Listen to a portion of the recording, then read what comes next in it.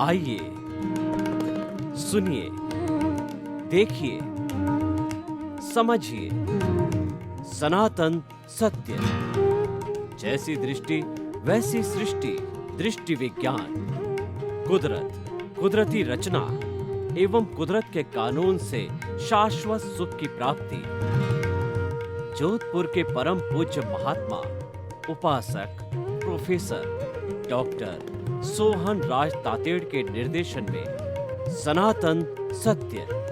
जैसी दृष्टि वैसी सृष्टि, दृष्टि विज्ञान।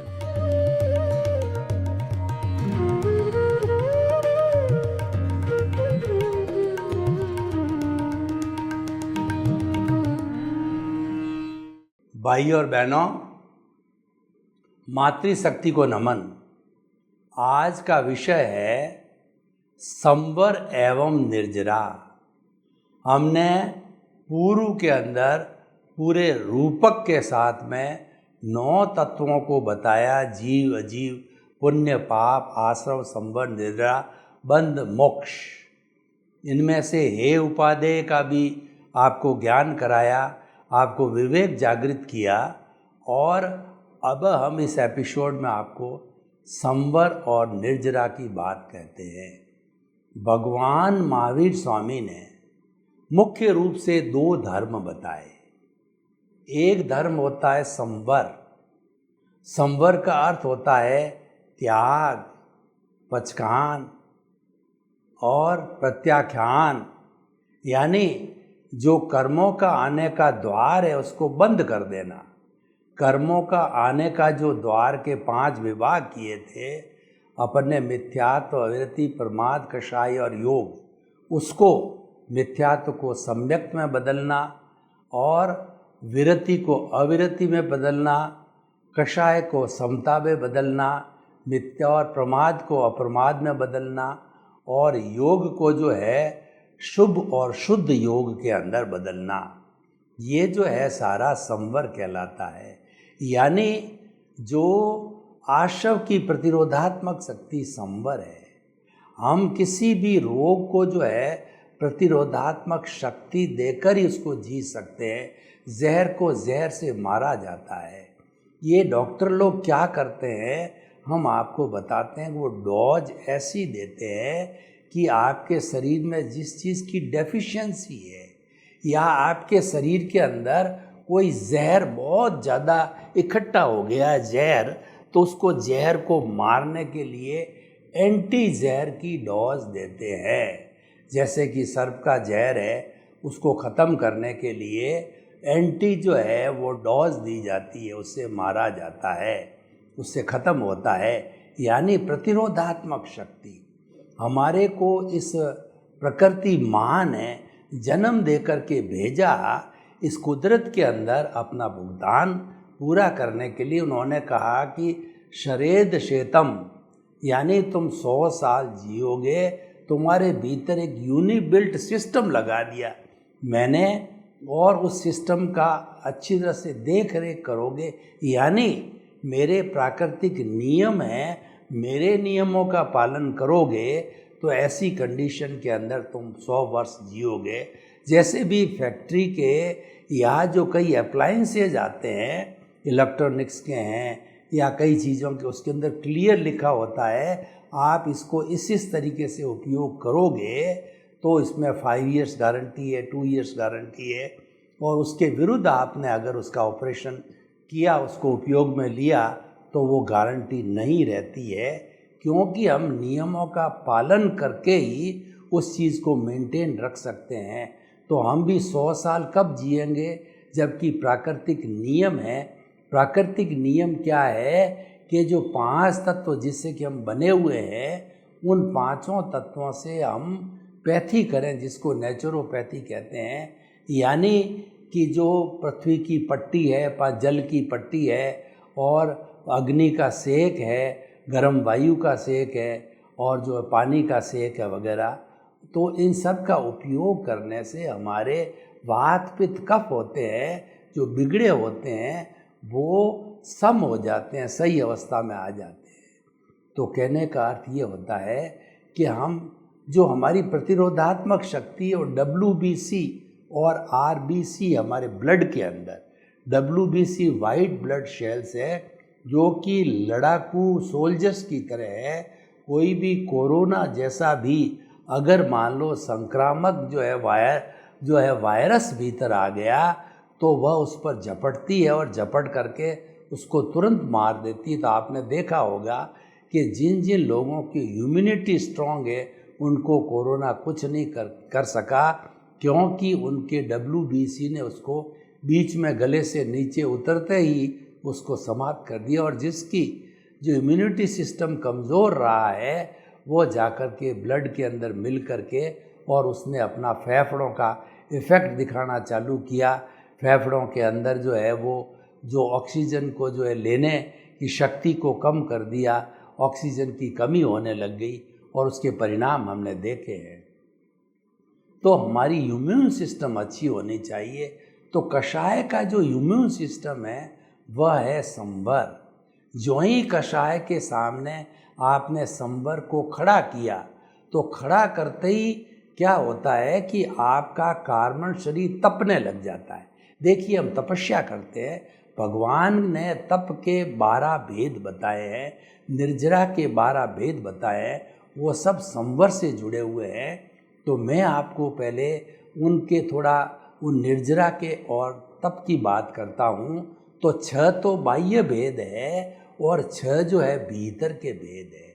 बाह्य भेद कौन से हैं? अनशन, उनोदरी, भिक्षाचरी या व्रति संक्षेप, भिक्षाचरी और अनुसन, उनोदरी, भिक्षाचरी, रस परित्याग, काय क्लेश और प्रतिसंलीनता। ये 6 बाहर के। अनशन का अर्थ होता है उपवास से लगा करके 6 मास तक की तपस्या करना। उनोदरी का मतलब आपकी भूख से कम खाना, यानी आपको 5 रोटी 4 रोटी की भूख है तो 1 उससे कम खाओ।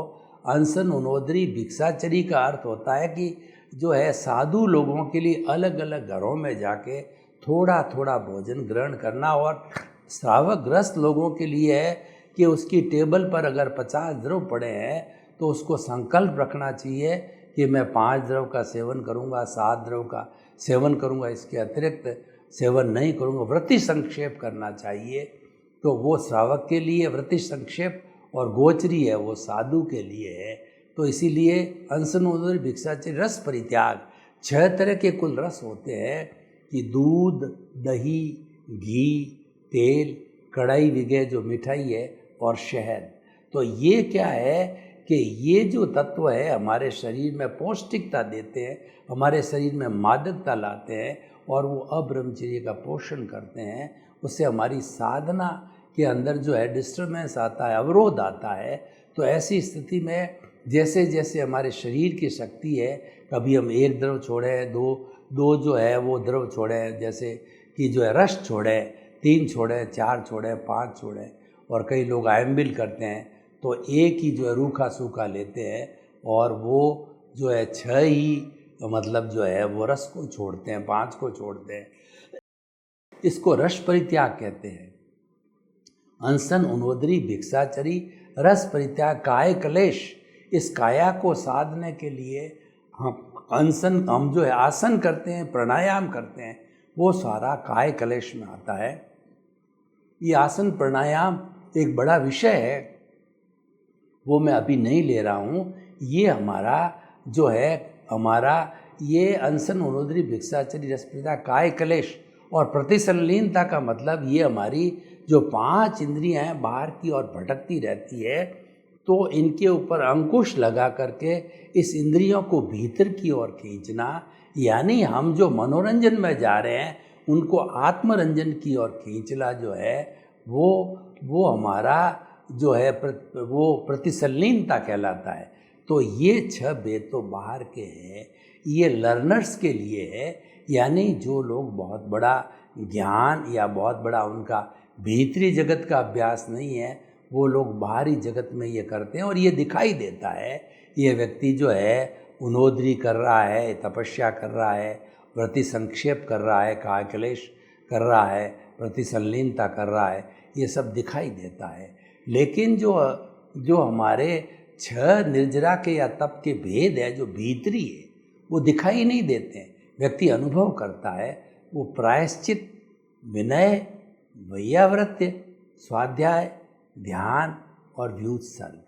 प्रायश्चित का अर्थ होता है कि हमने जिसके साथ में बुरा व्यवहार किया है, प्रत्यक्ष रूप से या अप्रत्यक्ष रूप से 84 लाख जीवा योनि प्राणियों से अगर हमने किसी के साथ बुरा व्यवहार किया है तो हम भीतर प्रायश्चित करते हैं कि हे सभी योनि के प्राणियों, जिन जिन से मैंने संसार रूपी नाटक के प्रारंभ से अध्यक्षण पर्यंत किसी भी प्राणी से, मन से, वचन से, काया से, करने से, करवाने से, अनुमोदने से मैंने किसी को किसी प्रकार का कष्ट दिया तो मुझे क्षमा करो, क्षमा करो, क्षमा करो, मुझे जो है माफ़ करो, माफ़ करो, माफ़ करो, मैं आप सभी को माफ़ करता हूँ, माफ़ करता हूँ। ये प्रायश्चित ये भीतर का है। और ये जो भीतर के जो है अभ्यंतर है, तो बाह्य अभ्यंतर है, उससे फास्ट स्पीड से जो है हमारा कर्म शरीर है, कर्म झड़ते हैं। क्योंकि ये बड़ी दवाई है, कोई दवाई होती कम पोटेंशियल की होती है, वो धीरे धीरे ठीक करती है। और ये हमारे अभ्यंतर भेद होते हैं, वो तुरंत जो है वो ठीक करते हैं, यानी उन जो कर्मों को झड़ने की स्पीड को फास्ट कर देते हैं। प्रायश्चित और विनय का मतलब सबके प्रति विनय भाव रखना, लघुतम भाव रखना, अपने आप को विश्व का सबसे छोटा व्यक्ति समझना, अपने आप को जो है खाली घड़ा समझना, ताकि कि उस घड़े के अंदर आप ज़्यादा से ज़्यादा ज्ञान डाल सको। यानी आपके अंदर बिल्कुल अहंकार नहीं रहना चाहिए, अहंकार को दबा के उपशमन करके रखना चाहिए, उससे समता का भाव आएगा। तो जो समताधारी होता है वह जो विनयशील व्यक्ति होता है, और विनय सब गुणों की खान होती है, विनय को अगर धारण कर लेता है तो वह संत पुरुष बन जाता है, सन्यासी हो जाता है, और दूसरे गुण है उसके पास में आकर के इकट्ठे होने लग जाते हैं। तो प्रायश्चित, विनय, वैयावृत्ति। वैयावृत्ति का मतलब कि साधु संतों के लिए अपने ग्लान है, और कोई भी वृद्ध है, कोई बीमार है, तो कोई तरह की कई उनके रोग है, उनकी बिना किसी घृणा के सेवा करना वैयाव्रत है। और जो साधुओं के लिए और श्रावकों के लिए अपने माता पिता, अपने छोटे बड़े भाई बंधुओं, उनकी जो है जो ग्लान है, बीमार है, उनकी सेवा करना वैयाव्रत कहलाता है। तो प्रायश्चित, विनय, वैयाव्रत और स्वाध्याय। स्वाध्याय का मतलब खुद का अध्ययन करना, मैं कौन हूँ, मैं कहाँ से आया हूँ, मुझे कहाँ जाना, ये सबसे बड़ा स्वाध्याय है। और दूसरा स्वाध्याय हम अच्छी अच्छी पुस्तकों से कर सकते हैं, प्रश्न पूछ करके कर सकते हैं, और उसके साथ में जिज्ञासा करके कर सकते हैं, और हम जो शास्त्रों का अध्ययन करके कर सकते हैं, और हमने जो कुछ याद किया उसको चितार के कर सकते हैं, ईश्वर प्राणी ध्यान करके कर सकते हैं। तो ये सारा स्वाध्याय होता है। प्रायश्चित, विनय, वैयाव्रत, स्वाध्याय, ध्यान।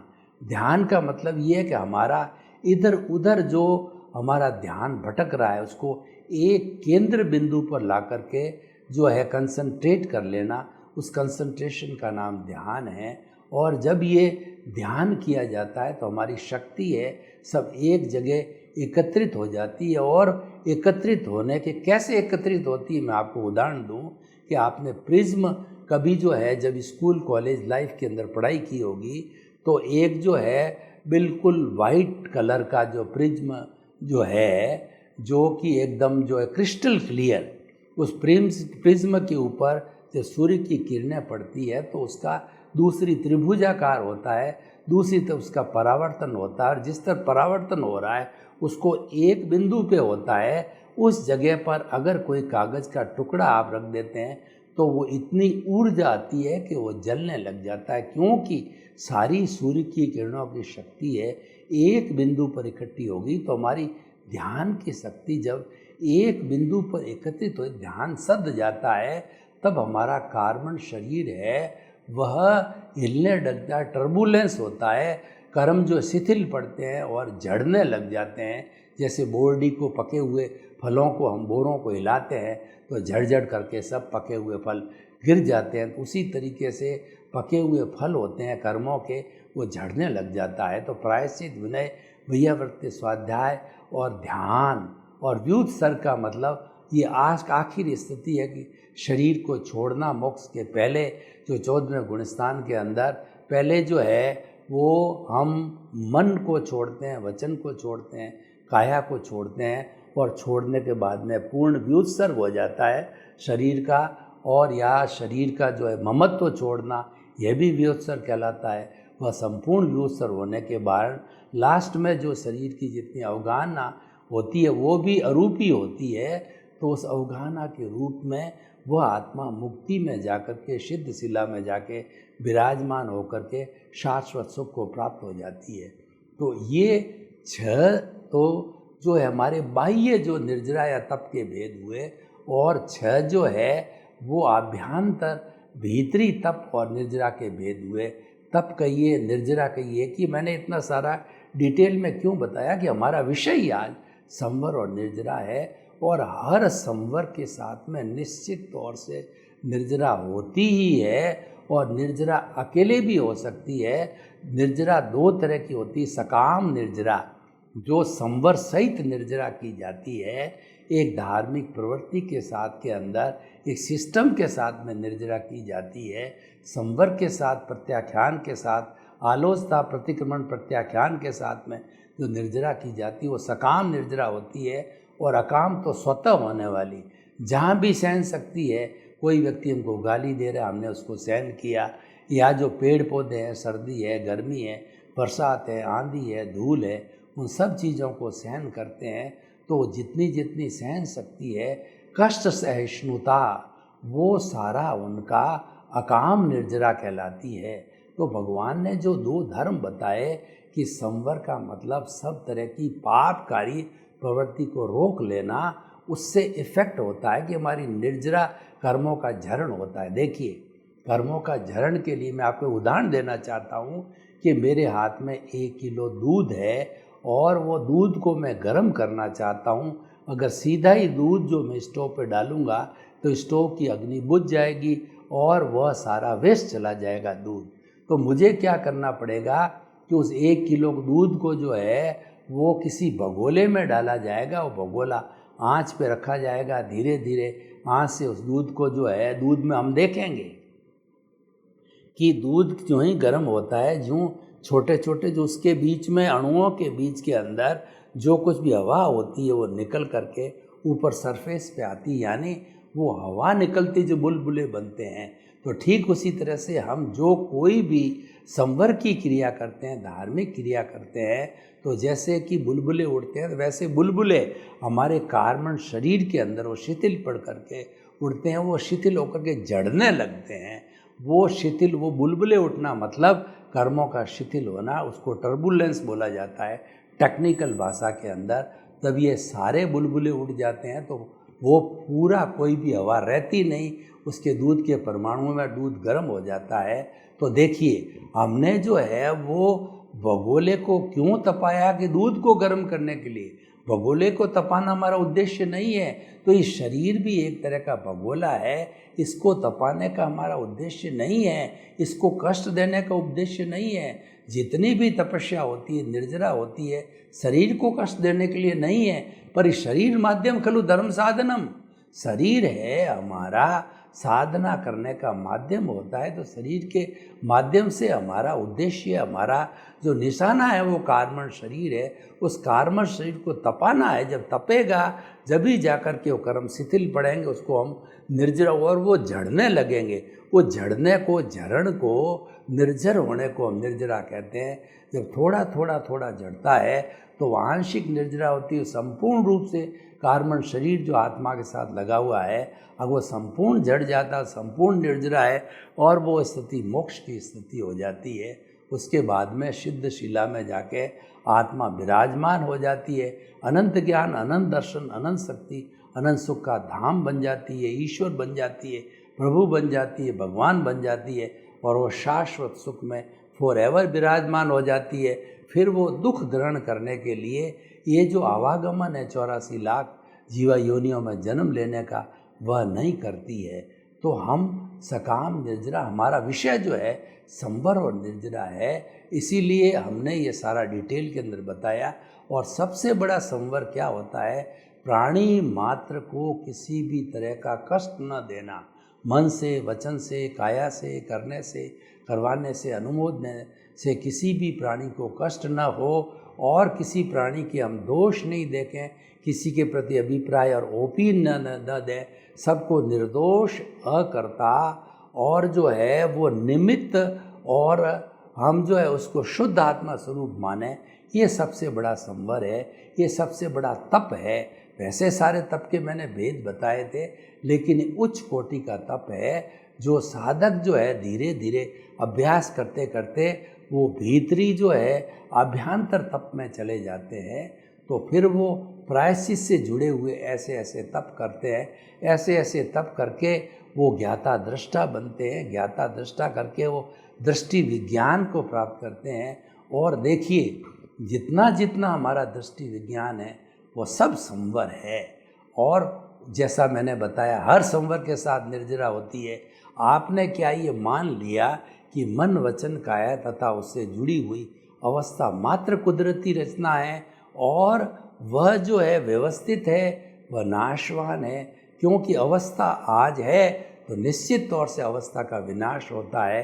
तो ये सारी अवस्थाएं, ये जाने वाली हर संयोग के साथ वियोग जुड़ा हुआ है, तो इन अवस्थाओं के साथ भी वियोग जुड़ा हुआ है। ये जाने वाली है, ये नाशवान है, ये जड़ है, आई और गई, आई और गई, और ये सारा भुगतान मात्र है।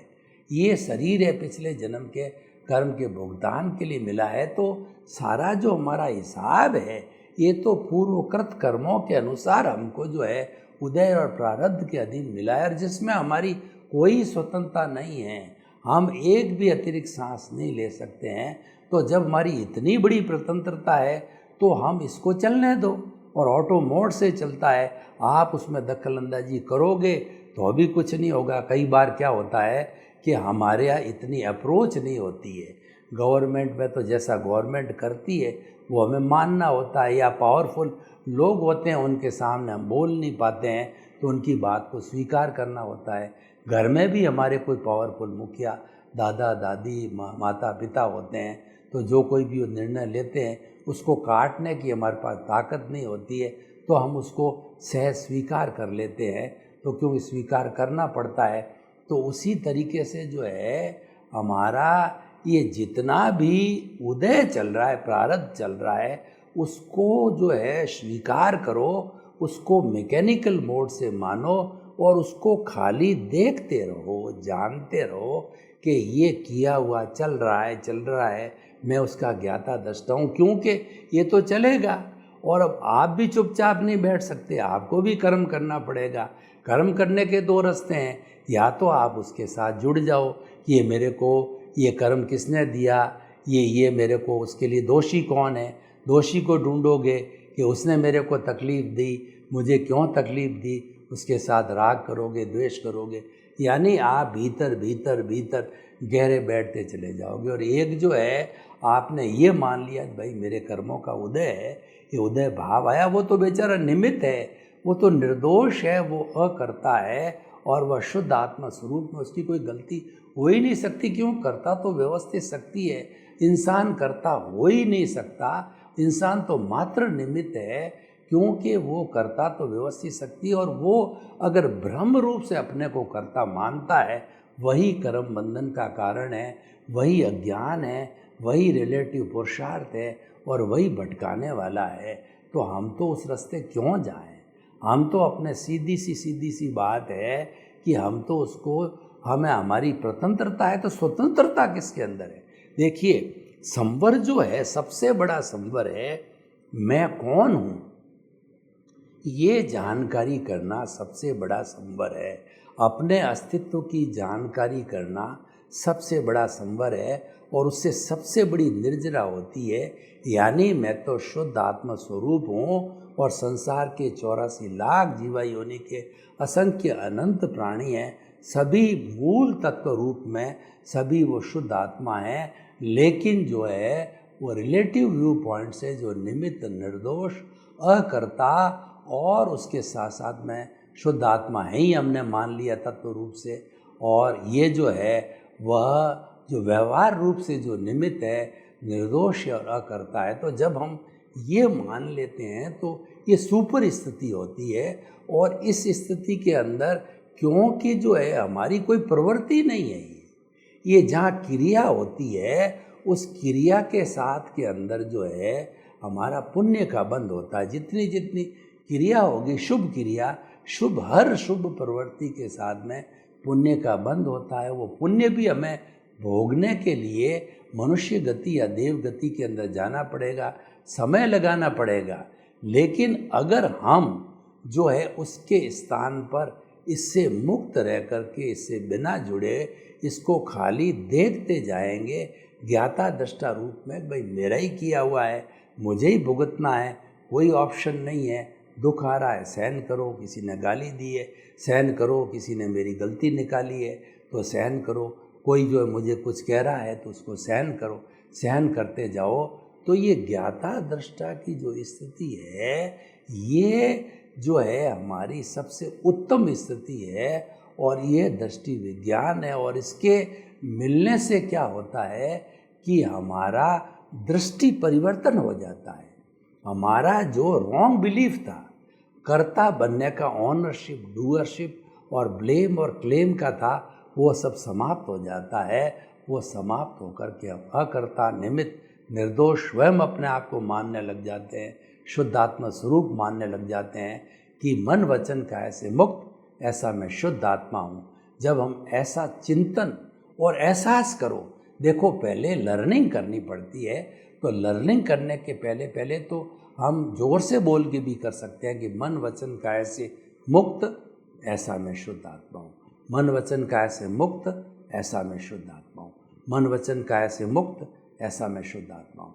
फिर थोड़ा सा प्रैक्टिस करो, उसके बाद मन ही मन बोलो कि मन वचन काया से मुक्त, ऐसा मैं शुद्ध आत्मा हूँ। मन ही मन बोल दिया, फिर प्रैक्टिस हो गई, तो फिर एहसास करो कि भेद विज्ञान करो कि ये शरीर अलग है, मैं अलग हूँ। श्वास आ रहा है जा रहा है तो आते श्वास के साथ बोलो मैं, और श्वास का जब रेचक हो रहा है, श्वास जब निकल रहा है, तब उसके साथ बोलो शुद्ध आत्मा हूँ। मैं श्वास लिया, शुद्ध आत्मा हूँ। मैं शुद्ध आत्मा हूँ। मैं शुद्ध आत्मा हूँ। मैं शुद्ध आत्मा हूँ। और उसके बीच में कभी मन वचन काया की कोई प्रवृत्ति आएगी, क्योंकि वो भी साथ चल रहा है, भुगतान वो अलग से नहीं है, वो इसी से जुड़ा हुआ है। और कभी हमारा फोर्स आ जाता है उस भुगतान का, तो हम क्या उसके साथ जुड़ने लग जाते हैं। तो जुड़ने की स्थिति के अंदर हमको ये कहना होता है कि जैसे कि हमने जुड़ा कि ये सोहन राज को देखो, ये इतनी तरक्की मिल रही है, तो बोलना स्वाहा, क्यों ये मन वचन काया की क्रिया है, और बहुत अच्छा भोजन है, वो मुझे भी ग्रहण करना चाहिए, स्वाहा। स्वाहा का अर्थ होता है कि हम जब यज्ञ करते हैं तो उसमें धूप, अगरबत्ती और घी वगैरह इन तत्वों को जो है उसमें डाल के पर्यावरण को शुद्ध करते हैं। हम अगरबत्ती वगैरह लगा के, धूप बत्ती करके, डाल करके पर्यावरण को शुद्धि किया जाता है। उसको डालते समय बोलते हैं स्वाहा, ये जल जावे, ये समाप्त हो जावे। तो हम ये चिंतन करते हैं स्वाहा करके, क्योंकि ये मन वचन काया से जुड़ाव हो गया, स्वाहा। फिर चलते चलते जो है मन के अंदर कोई भी विचार आ गया कि ये मुझे जो है, मुझे करोड़पति बनना है, स्वाहा। क्योंकि मैं तो जब मन वचन काया से मुक्त हूँ, तो फिर करोड़पति बनने की कहाँ बात आ जाएगी। मुझे जो है प्रधानमंत्री बनना है, स्वाहा। मुझे ये चीज़ मिल जावे, स्वाहा। यानी भौतिक चीज़ों की मन वचन काया से मुक्तता जहाँ पे जुड़ाव होना लग जावे, तब कोई भी प्रवृत्ति के साथ में स्वाहा बोलो और अंदर अजपा जप, यानी भीतर मैं शुद्ध आत्मा हूँ, मैं शुद्ध आत्मा हूँ चलती रहे। यानी आप जो है वह जो कुछ चल रहा है हमारे जीवन में, हमारे जन्म से मृत्यु के बीच में जैसी भी प्रवृत्ति चल रही है, उसको मात्र देखते रहो, उसकी तरफ कोई प्रतिक्रिया मत करो। और कोई व्यवहार जगत के अंदर आपको कहता है तो भाई ठीक है, ठीक हो जाएगा, ठीक हो जाएगा। वैसे अपन ने फॉर्मेलिटी रूप में जैसा उसने पूछा और व्यवहार में बोलना होता है, क्योंकि वह भी हमारा व्यवहार धर्म है। सर्वे भवन्तु सुखिनः, सर्वे सन्तु निरामया। लोक के सब जीवों को सुख मिले, शांति मिले, आनंद मिले, प्रेम मिले, भाईचारा मिले, सभी वसुधैव कुटुंबकम एक माता पिता की संतान होकर के जो है हम शांतिपूर्ण सहवास से जो है वो स्वर्ग को धरती पर उतार लाएं, ऐसे हम एक दूसरे के साथ व्यवहार करें। आप सभी के प्रति मंगल भावना।